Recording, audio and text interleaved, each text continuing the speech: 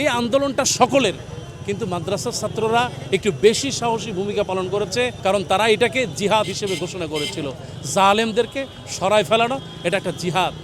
আল হক ওয়া যাহাকাল বাতিল। এই জুলাই বিপ্লবে মাদ্রাসা বা আলেমদের বা খতিবদের ভূমিকা কি ছিল? আমি তো বলতে পারি যে সর্বপ্রথম আমি মসজিদে খুতবায় বলেছিলাম, আপনারা দেখবেন হয়তো নেটে আছে, এবং আমি যাত্রাবাড়িতে ছিলাম। যাত্রাবাড়িতে আমি দেখেছি যে কিভাবে আলেম ওলামারা একত্র হয়েছে, এবং আমি সেখানে আলেমরা শুধু আপনার আন্দোলনই করে নাই, অনেক আলেমরা শহীদ হয়ে গিয়েছে, অনেক ছাত্ররা তাদের রক্ত দিয়েছে।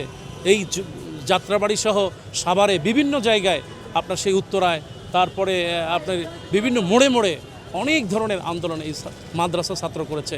যারাই করে, শুধু মাদ্রাসা ছাত্র না, এখানে একজন যে সামান্য রাস্তার পাশে ঘুমিয়ে থাকে, ও তার যা ছিল তাই নিয়ে লাফিয়ে পড়েছে।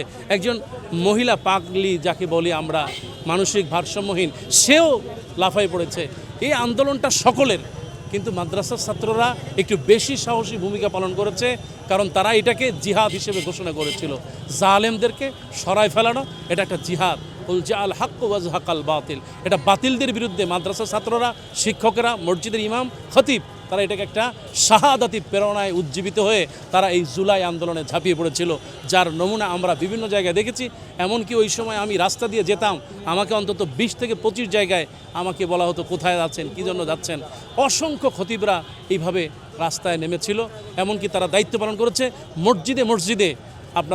তারা সেই জুলাই জাগরণকে তারা ইন্সপায়ার করেছে, তাদেরকে দিনের জন্য, এই জুলাইয়ের জন্য, স্বাধীন হওয়ার জন্য তাদেরকে প্রেরণা জুগিয়েছে মাদ্রাসার ছাত্ররা, ইমামরা, খতিবা, আলিয়া মাদ্রাসার, কওমি মাদ্রাসার, হেফজখানার সবাই।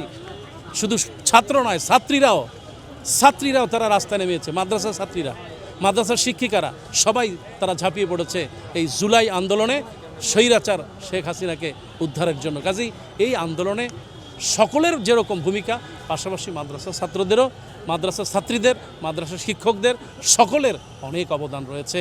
আল্লাহ তাদেরকে কবুল করুন। অনেকে শাহাদাত বরণ করেছেন, অনেকে পঙ্গু হয়ে এখনও আছেন মাদ্রাসা ছাত্ররা।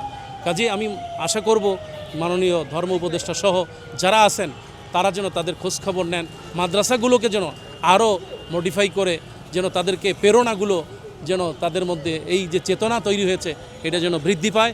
জুলাই জাগরণে সেটাই যেন আল্লাহ তৌফিক দান করেন।